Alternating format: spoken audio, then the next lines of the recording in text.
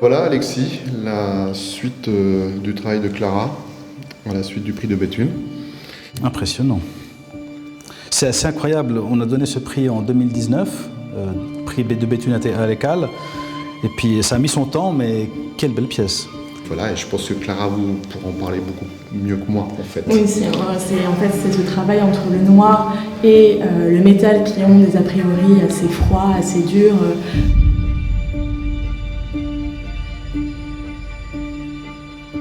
Ça, c'est mon livre de recherche que j'avais fait durant mon Mass Luxe, où je répertorie mon travail de recherche picturale. Donc c'est un petit peu comme le travail de Pierre Soulages qui peint sur des toiles de 3 mètres par 2 mètres. Et on a cette impression vraiment d'être envahi par le noir. Et donc là, c'est justement ce travail de redimension où c'est quelque chose de très petit, très dense. Comment on arrive à produire du volume en fait, juste en juxtaposant une même couleur mais avec deux intensités différentes de travail de surface.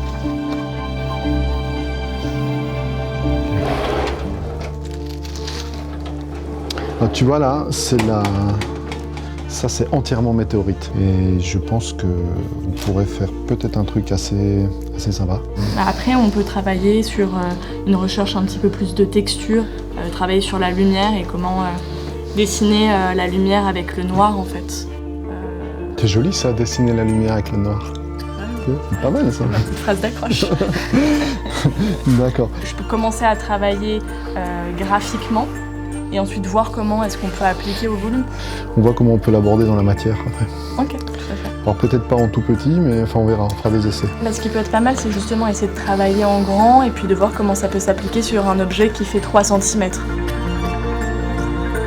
C'est quoi comme matériau?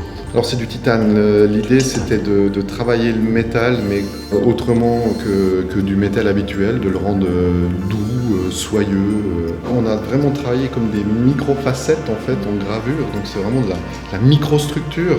On l'a d'ailleurs appelé empreinte, c'est sur le modèle la DW5 parce que c'est vraiment une empreinte dans le métal, mais pas par pas quoi. Ça me rappelle un peu beaucoup les ailes des papillons.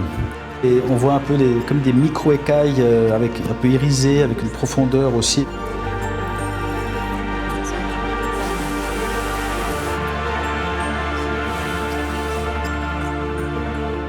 Et pour moi, c'était génial de travailler justement avec la jeune génération. C'est pour ça que ce prix est super.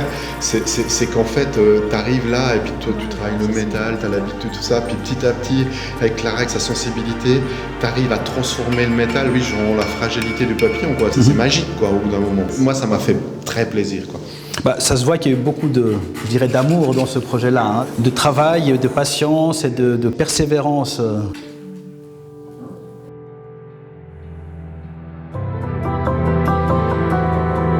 Et là, ce qui était chouette aussi dans le projet, c'est que voilà, on part sur une pièce unique et voilà, on ne sait pas si elle est réussie, elle est réussie. Si elle n'est pas réussie, ben tant pis, elle finit au fond d'un tiroir. Oui. Ça sera juste une expérience supplémentaire.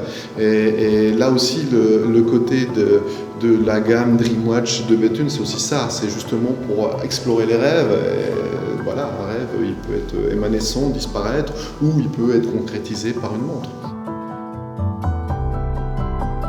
C'est une occasion en or en fait. Ce prix-là, ça m'a donné la possibilité de créer un objet vraiment réel, quoi. Et c'est peut-être un regard au début un petit peu naïf, mais qui du coup après, ça mène à se poser des questions et essayer de voir si en fait dans un objet au quotidien on peut avoir les mêmes ressentis que devant une pièce de Soulages où on se sent totalement ébahi et ce travail de la lumière aussi.